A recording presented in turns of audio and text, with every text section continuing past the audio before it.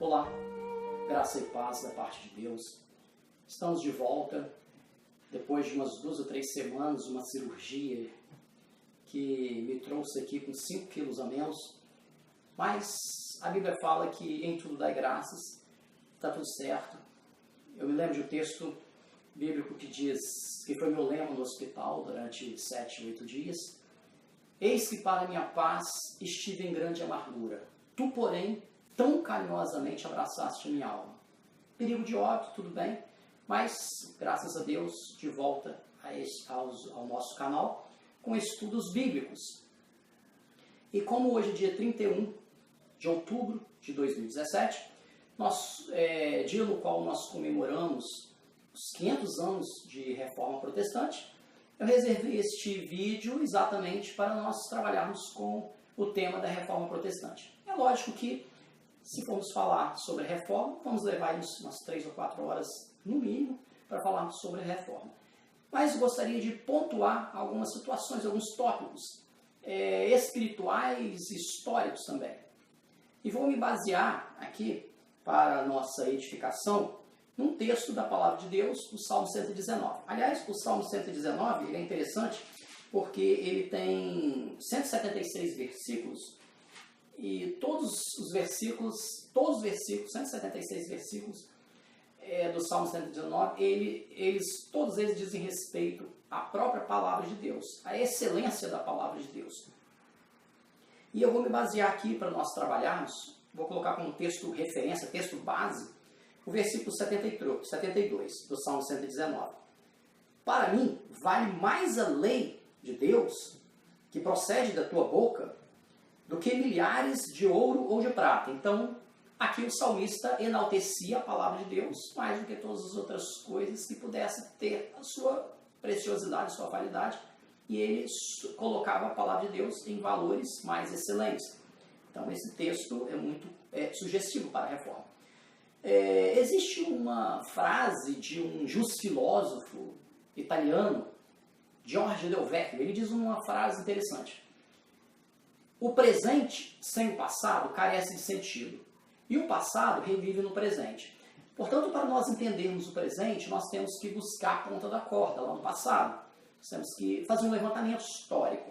Para nós entendermos o que é reforma, nós vamos ter que trabalhar com 3 verbos: forma, deforma e reforma.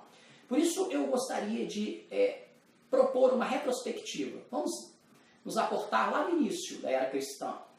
Temos ali morte sacrificial de Cristo, Messias de Deus, temos a ressurreição, a ascensão de Jesus, do Senhor Jesus, e quando nós estabelecemos os 50 dias, o Pentecostes, entre ali a Páscoa e o dia do Pentecostes, nós temos ali 50 dias, Penta 5, nós vamos perceber que ali, na formação da igreja, nós vamos ver isso em Atos dos Apóstolos, nós vamos perceber que os 3 primeiros séculos da era cristã, que foi a era apostólica, houve a forma.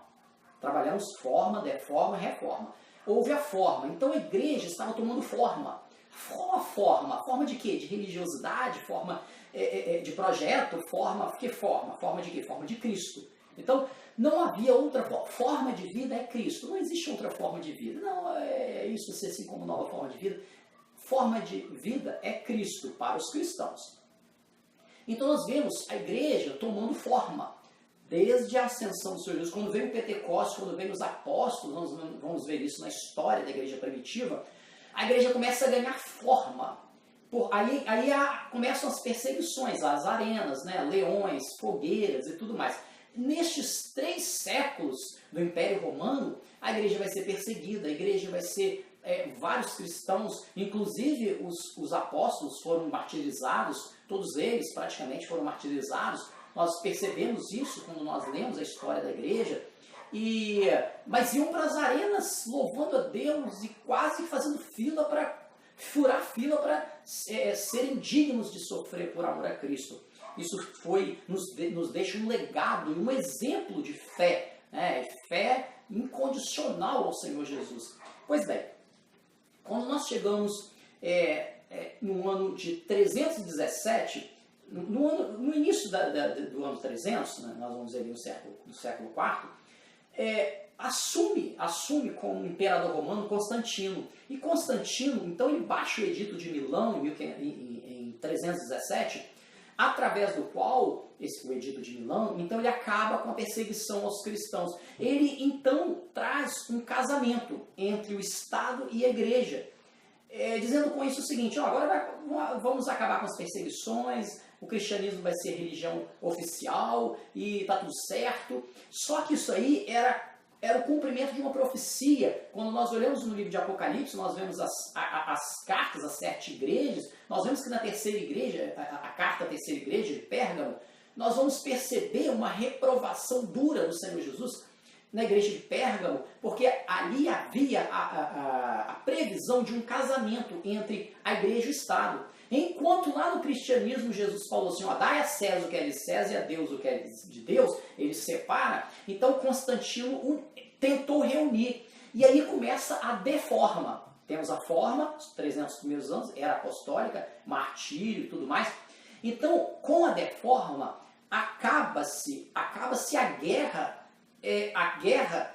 contra a guerra física. Então a perseguição da cruz acaba ali. Então começa a guerra, não a cruz, mas a guerra de ideologia. Então nós começamos a ver um tipo de falsidade, porque nós vamos começar a ver uma deforma. Então o que a igreja o que aconteceu na igreja? Começaram a venda de indulgências, começaram as heresias, os desvios fortíssimos. Aí vamos apreciar a mariolatria. Nós vamos ver, enquanto na Bíblia fala que Jesus é o único mediador entre Deus e os homens. Então, não, mas agora nós temos que falar para a titia de Jesus, falar para o primo de Jesus, para falar para a mãe de Jesus. E Jesus sempre afastou essa ideia de uma submediadora. Né? Mulher, o que eu tenho contigo? Não é chegada a minha hora. Mas sua mãe e seus irmãos estão aqui. Quem é minha mãe e meus irmãos? Só que eles fazem minha vontade. Então Jesus sempre afastou. Alguns disseram: bem-aventurados os peitos que te amamentaram. Aí Jesus reprovou e disse: não, bem-aventurado antes que guardem a minha palavra. E Jesus sempre afastou o quarto elemento da Trindade. Então começou a surgir o quarto elemento da Trindade. Então a Trindade não era mais 3, eram 4. Quando Jesus ensinou o seguinte: eu vou ensinar vocês a orarem. Pai nosso que está no céu. Jesus ensina que o destinatário da oração é o Criador, não é a criatura. Então começaram as heresias. Então Jesus ensinou que o destinatário é o Criador. Mas Jesus não está muito com a razão, não. Primeiro você tem que orar para uma criatura, para a criatura falar para outra criatura, para chegar até não sei quem. Então começaram as grandes heresias, não eram nem sutis, eram escancaradas. Porque, então, para poder justificar essas heresias, o que começou a acontecer? A palavra de Deus, que na igreja primitiva era top, era o valor supremo, a igreja que foi chamada de igreja católica romana, mas na verdade a igreja não era católica, porque a palavra católica significa universal. A igreja não era universal, era romana. Ela teve origem em Roma. Não era uma igreja universal. Isso daí foi um rótulo mal formulado, um rótulo com o qual batizaram, um rótulo inclusive totalmente fora da realidade. Porque a igreja ela não era universal, ela era romana. Melhor teria sido se colocasse igreja romana, uma religião romana, e não a igreja católica romana. Mas, pois bem, vamos trabalhar com o rótulo que deram. Então, o que nós temos? Nós temos a forma que durou 300 anos, a deforma que durou praticamente 1000 anos, 10 séculos, que foi chamada de Idade das Trevas.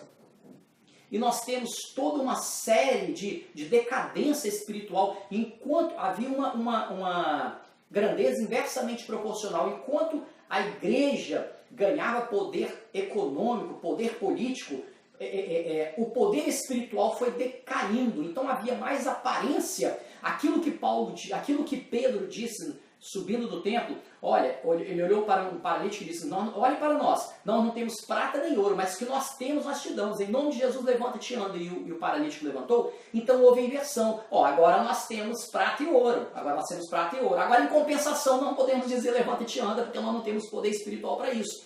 Então foi isso que aconteceu. E as pessoas tentam, não, aí houve a mariolatria, não, mas você não quer, não estou adorando, você não tem um retrato da sua mãe, por que você não pode ter um retratinho lá? Mas você não ajoelha diante da sua mãe, você não faz procissão para sua mãe, e etc. Uma série de desvios que foram escancarados, nós não temos nada contra, são, né, bem-aventurada aquela que teve em seu seio o Senhor Jesus, não temos, pelo contrário, uma serva de Deus, mas ela não faz parte da trindade eterna do projeto de Deus para a salvação do homem. Ela fez parte durante um período de vida na condição humana de Jesus, mas naquilo que dizia a respeito, tanto que quando Jesus tinha 12, 13 anos, ele disse para sua mãe, olha, mulher, o que eu tenho que ouvir? Você não sabe que não é chegar a minha hora? Você não sabe que convém realizar a vontade do Pai? Você tem o seu papel aqui na Terra, mas a vontade do Pai é outra. O projeto eterno é a Trindade, não tem outra situação. Então, para justificar os grandes erros, o que aconteceu?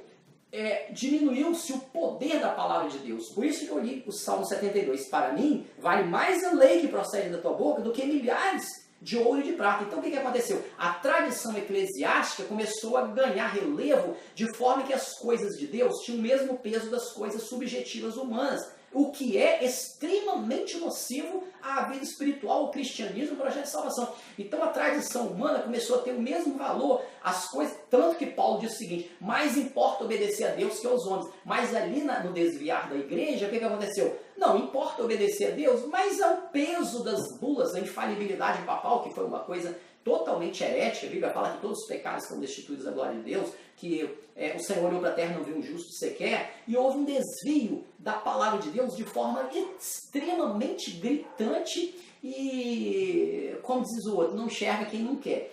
Então, houve um desvio, e cada dia que se passa o trem se desviava mais, até que 1200, 1300, aí quase praticamente 1000 anos de deformações, nós vamos ver alguns pré-reformadores, 1200, 1300, nós vamos ver alguns pré-reformadores que chegam ali. Então o que nós vamos ver? Nós vamos ver Pedro Galdo, que nós temos ali os galdenses, que começa um movimento, sementes da reforma, sementes de uma futura reforma. Nós vamos ver ali John Wycliffe, que traduz a Bíblia para o inglês. Nós vamos ver ali também John Huss, que juntos, John Huss segue John Wycliffe, e nós vamos trabalhar também com Jerônimo Savonarola, todos eles em prol de quê? De restaurar aquilo que se havia perdido num movimento reformista, e que foi taxado pela Igreja Romana como revolta, como desvio, heresias, e tanto que em 1200 e pouco começou o suposto santo ofício, que na verdade era um morticínio, né? As pessoas não tinham nem como se defender, era uma inquisição sem direito a contraditório, sem direito a uma defesa. Olha, você é herege, acabou, está acabado e tudo mais, você está pecando contra a igreja, né? E na verdade era um grupo religioso que não tinha nada a ver com a igreja. Aí criou-se, inventou-se que Pedro teria um sucessor, isso não está escrito em nenhum momento da Bíblia, e Pedro era aquele camarada humilde, era um pescador, então o sucessor de Pedro teria que seguir as mesmas regras de Pedro. Jesus curou a sogra de Pedro, então o sucessor de Pedro teria que ser humilde, tinha que se abster de riqueza, teria que casar, né? E outra situação também, que veio o celibato, porque não havia cunha espiritual. Paulo vai dizer, aquele que está abrasado, melhor que case. Mas o celibato era uma ideia que, para reter os bens da igreja na mão do sacerdote, do clero. Então, a ideia do celibato não é espiritual, é uma ideia de não dilapidar os bens, porque poderia haver divórcios, então os bens da igreja poderiam ser dilapidados. Então, essa foi o grande elan da situação, era essa, com o capa de espiritual, que de espiritual não tinha nada. Então, nós vamos ver desvios absurdos. Então, nós vamos ver os pré-reformadores, até que chegou em 1500 qualquer coisa, nós encontramos a figura de Lutero, que foi o auge da reforma protestante. Lutero, então, ele começa a se sentir pecador, ele começa a se penitenciar, ele começa a dizer, ele larga a faculdade, a sua universidade de Direito e parte para fazer teologia, fez doutorado em teologia, ele começa a se apaixonar pela carta de Paulo aos Romanos, começa a ver que a salvação não vem por obras. Eu não sou salvo porque faço boas obras, mas eu faço boas obras porque eu sou salvo. Então, o grande toque de Lutero foi o seguinte: ele começou a estudar a Bíblia. Então ele traduz a Bíblia, nós vamos ver mais tarde que ele traduz a Bíblia do latim, que não era a leitura da igreja, a leitura da Bíblia na igreja era em latim, ninguém entendia nada. Então ele traduziu para o alemão, e depois nós vamos ver, inclusive antes dele, John Wycliffe traduziu para o inglês. E Lutero pega ainda a invenção ali de Gutenberg, a imprensa, e foi o primeiro livro a ser publicado, foi exatamente a Bíblia, e foi ideia de uma divulgação da palavra de Deus. E é interessante que com Lutero nós vamos ver que a grande origem da ciência hermenêutica, a interpretação das leis, seja no campo do direito, da teologia, porque inclusive a hermenêutica não começa no direito, começa na teologia, veio praticamente com Lutero, porque Lutero tira a interpretação bíblica da mão do clero, com o monopólio do clero, para levar para o povo. Então as pessoas, era a interpretação universal, o crente podia interpretar a Bíblia da forma que Deus desse para ele, não ficava nas mãos de meia dúzia de sacerdotes e veio a vaidade na igreja. Então tinha a infalibilidade papal. A Bíblia fala que todos os pecados estão destituídos da glória de Deus, mas fala, não, a Bíblia não tem razão, não. O que tem razão é que o homem não tem, ele é infalível. E aí veio a vaidade, veio o orgulho, e Lutero queimou bulas papais e uma série de situações. E Lutero começou a ser perseguido. Por quê? Porque quando alguém começa a tentar trazer de volta o cristianismo, que às vezes tende a se desviar, quando a pessoa luta contra as heresias, os primeiros 4 ou 5 rótulos que ele é lançado é o quê? O camarada é um herege, é um caído, é um polêmico, é um excêntrico, é doido. Esse tipo de rótulo, quando alguém briga pelas Sagradas Escrituras para prevalecer. E eu já sofri isso muito em igrejas, né, em denominações, exatamente porque eu sou altamente biblicista, não concordo com revelações fora da Bíblia, revelações doutrinárias fora da Bíblia, não existe. A Bíblia tem a sua completude, a sua unidade, não existe revelação doutrinária fora da Bíblia. Então começaram a surgir também o empirismo, o pragmatismo. Então, a Bíblia tem razão de certa forma, mas aquilo que o empirismo, que é a experiência que nós tivemos, uma experiência com isso e deu certo, recebi uma bênção com essa experiência. Então, na deforma, naquele período das trevas, da Idade Média, as experiências construíam doutrinas. Eu tive experiência que Deus veio e falou com a mula de Balaão. Então, olha, recebi uma bênção com isso, então nós vamos adotar. Não adianta você falar mal, porque eu tive uma experiência. Então, desviava aquilo que é próprio da palavra de Deus, né? Então, tanto que Jesus falou, vocês querem desviar disso daqui? Não dura esse discurso, vocês também querem pular fora da Bíblia? E eles falam, não, Senhor, só tu tens palavra de vida eterna. Então, Jesus, ele sempre primou, assim diz as Sagradas Escrituras, Jesus sempre primou pelas Escrituras. Então nós vamos ver aqui, eu estou falando muito rápido para caber no vídeo, nós vamos ler ali que Lutero, então, ele vai na catedral na cidade de Wittenberg e prega ali 95 teses. Na verdade, as teses não eram contra, não eram polêmicas, não era nada agressivo, ele chamava para o debate. Ele não queria criar uma religião, ele queria trazer à tona os ensinamentos bíblicos. De Lutero não queria nada além disso daí. Depois houve a igreja luterana, mas Lutero mesmo não teve essa ideia de criar uma igreja luterana. Ele queria apenas resgatar valores, ele queria apenas trazer de volta toda a origem da palavra de Deus, aquilo que Jesus deixou, aquilo que não foi pregado pelo Senhor Jesus, ele descartava. Esse foi a grande perseguição contra Lutero.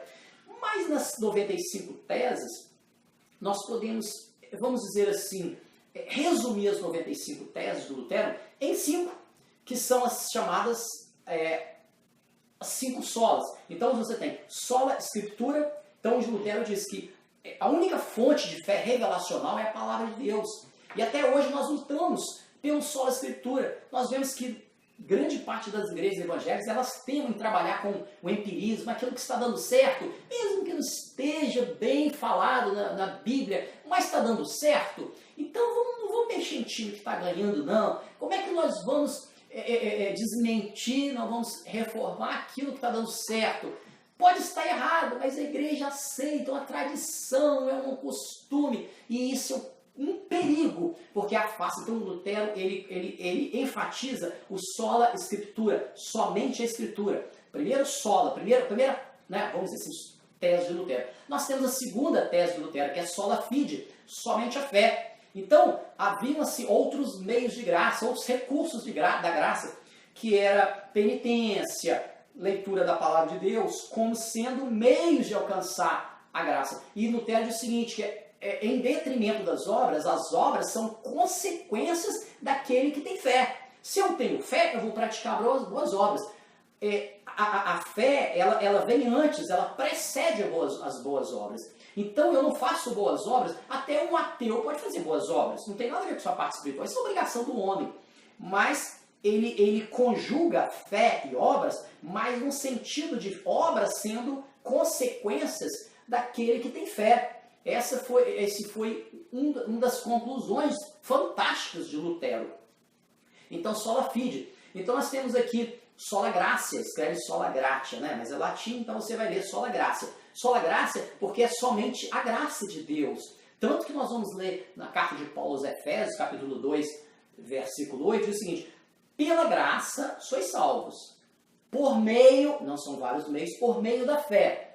Isso não vem de vós, não vem de vós, é dom de Deus. Não vem de obras, versículo 9, não vem de obras para que ninguém se glorie. Salvação não é recompensa do bonzinho que vai ser salvo. Então quem não tem condições nunca vai ser salvo, não é verdade? Porque não tem condições de fazer boa obra e que é um desvio da essência do Evangelho.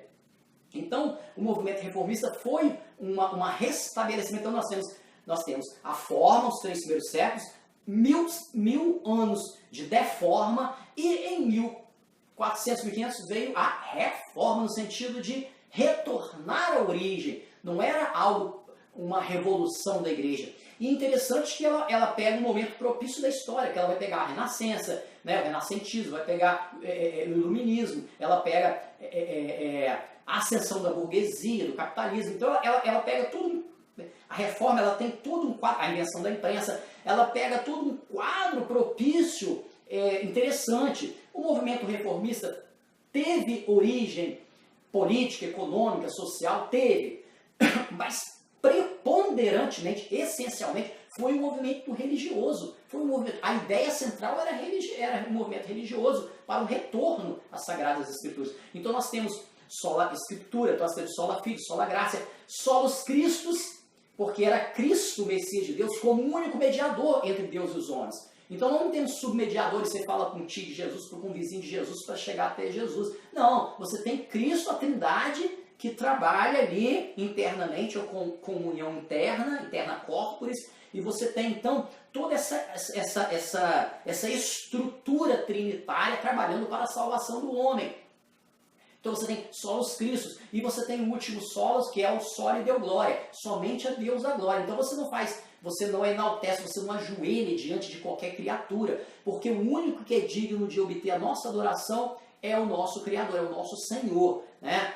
É o nosso Deus Trino. Nós não ajoelhamos diante de homens, de imagens, aquilo que a deforma nos 1000 anos tentou incutir. Então era venda de relíquia. Nós temos que prestar atenção que uma parte do neopentecostalismo hoje está querendo viver essa deforma também. Então você compra água, você compra a toalha santa, você coloca um copo d'água. É a materialização da fé, nós temos que ter muito cuidado. É a prosperidade, né? Quando Jesus falou assim, no mundo tereis aflições, mas tem de bom ânimo que eu venci o mundo. Não, agora você vai ter prosperidade material. Então há um desvio do verdadeiro evangelho, o evangelho da cruz, o evangelho, né, de abnegação, o evangelho de renúncia, sem santificação ninguém verá o Senhor. Então tudo é essa ideia. Pois bem, nós temos então Lutero. A par de Lutero na Alemanha, nós temos pouca coisa depois, praticamente contemporâneo, nós temos na França, nós temos na Suíça, nós temos João Calvino, que publica as Institutas da religião cristã, que é o movimento da fé reformada, base do presbiterianismo, que é um tratado de teologia, talvez um dos mais bem feitos da história, porque ele trabalha com toda a questão da predestinação, ele trabalha com o que chamamos de calvinismo hoje, que é uma base bíblica fantástica, formidável. Adoto essa linha, né, de Calvino. E temos também, a par de Calvino, temos o Ínglio na Suíça, temos Menocinos também, ali com os anabatistas, temos os puritanos, huguenotes. Na Inglaterra nós vemos uma polêmica, quando nós vemos ali Henrique VIII, que queria se divorciar da sua esposa Catarina de Aragão, então ele vai até o Papa, então não, você não pode fazer isso e tal, etc. Então ele rompe com o Papa, e aí você tem ali o anglicanismo, que é uma reforma que aconteceu ali. E nós temos Genebra, nós temos... Então o movimento reformista foi ganhando espaço e foi ganhando... Aí nós vemos também, um ano antes da morte de Lutero, em 1545, teve um movimento contra a reforma, que foi o Concílio de Trento. E no Concílio de Trento, a Igreja Romana se reuniu para restabelecer a reforma, para restabelecer as heresias. Então houve ali no Concílio de Trento, que foi um concílio fragmentado em razão de várias guerras, nós podemos ver que restabelece o Tribunal do Santo Ofício, lá de 1200 e qualquer coisa, é restabelecido para o massacre. Nós vamos ver depois 1500 e cacetada lá, nós vamos ver a noite de São Bartolomeu, que nós vamos ver o massacre dos protestantes nas ruas, foi objeto de obras de arte, isso e tal, etc. E nós vamos perceber, nós vamos ver bem depois também, Inácio de Loyola, os jesuítas, que na verdade foi um movimento supostamente de catequese, mas foi um movimento de combate ao protestantismo. Protestantismo no sentido de protestar contra as heresias e não aceitar o poder papal, o poder do clero romano, que impunha heresias, matava em nome de qualquer coisa que se acreditava lá, herético. Então, o que nós vemos assim? Nós vemos morticínio, mas também houve dos dois lados guerra, também houve guerra de protestante contra católico, houve uma carnificina praticamente dos dois lados, embora a carnificina tenha sido maior da Igreja Romana contra o protestantismo. Então nós vemos ali também, nós vamos ver João Calvino, nós vamos ver outros tantos pós-reformadores, mais tarde nós vamos ver John Wesley, nós vamos ver Jonathan Edwards, nós vamos ver vários homens que trabalharam em prol das Escrituras, né? E nós vemos, voltando ao Concílio de Trento, no Concílio de Trento, porque até então era pacífico que a Bíblia tinha 66 livros. Até então, a Bíblia tinha 66 livros.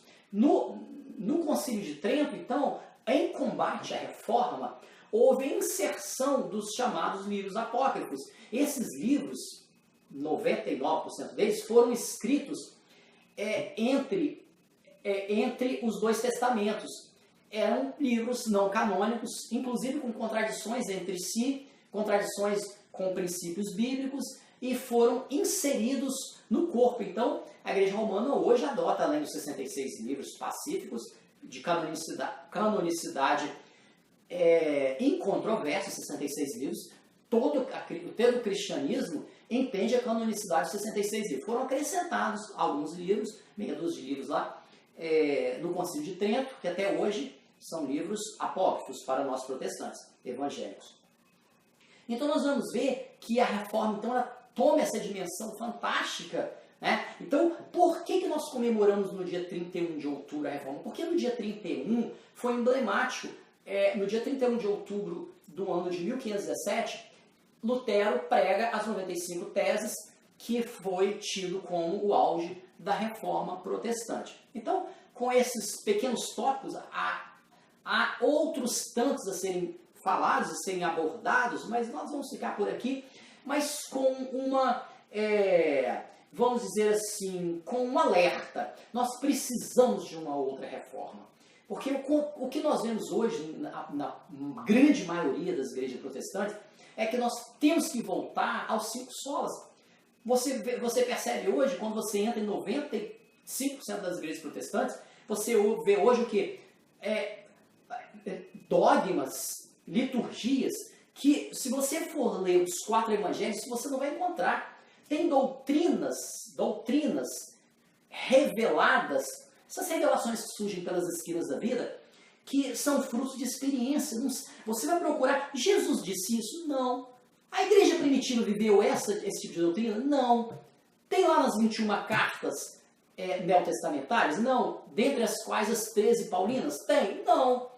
Está previsto no livro de Atos dos Apóstolos? Não. Está previsto em Apocalipse? Não. Então por que o cara está pregando aquilo ali? Não, porque deu certo, eu tive uma experiência com isso, e aí pega um versículo aqui, recorta o outro ali, faz uma junção. Às vezes o camarada, eu vi um dia desse, o camarada pega metade do versículo bíblico e cria uma doutrina fora da base principiológica, porque a Bíblia, você tem que ler a Bíblia, fazer uma exegese da Bíblia, é uma interpretação contextual dentro de um contexto. Você tem que entender o que a Bíblia está falando, o que aquele texto quer dizer dentro de uma contextualização, dentro de um estudo sistemático, principiológico da Bíblia. Você não pode pegar um versículo e quebrar o restante, né? Contradizer. A Bíblia não tem contradição.